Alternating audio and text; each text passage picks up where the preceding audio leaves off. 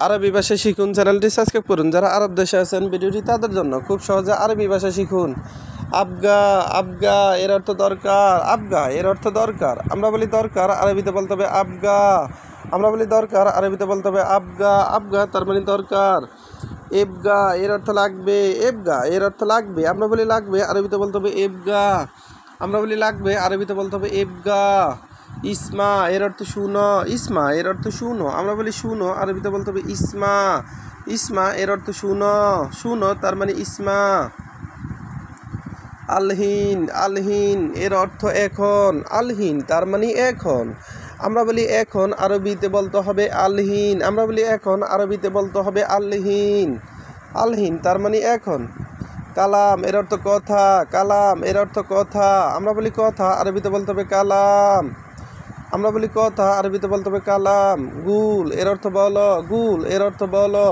আমরা বলি বলো, আরবিতে বলতে হবে গুল। আমরা বলি বলো, আরবিতে বলতে হবে গুল। গুল তার মানে বলো।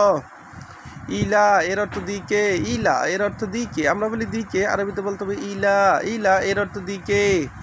ইমসি এর অর্থ চলা। ইমসি এর অর্থ চলো। আমরা বলি চলো, আরবিতে বলতে হবে ইমসি। ইমসি এর অর্থ চলো। মামনু এর অর্থ নিষেধ। মামনু তার মানে নিষেধ। আমরা বলি নিষেধ, আরবিতে বলতে হবে মামনু। আমরা বলি নিষেধ, আরবিতে বলতে হবে মামনু।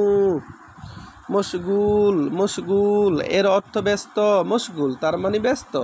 আমরা বলি ব্যস্ত, আরবিতে বলতে হবে মশগুল। আমরা বলি ব্যস্ত, আরবিতে বলতে হবে মশগুল। আবার মাফি মশগুল তার মানে ব্যস্ত না।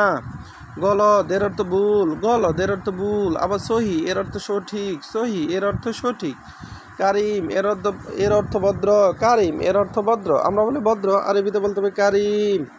পুরসা এর অর্থ সুযোগ। পুরসা এর অর্থ সুযোগ। আমরা বলি সুযোগ, আরবিতে বলতে হবে পুরসা। আবার দেখুন, আবগা এর অর্থ দরকার। আবগা এর অর্থ দরকার।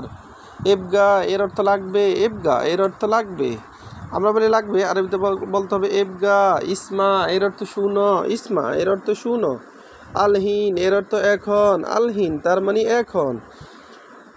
কালাম, কালাম এর অর্থ কথা। কালাম তার মানে কথা। আমরা বলি কথা, আরবিতে বলতে হবে কালাম। কালাম তার মানে কথা।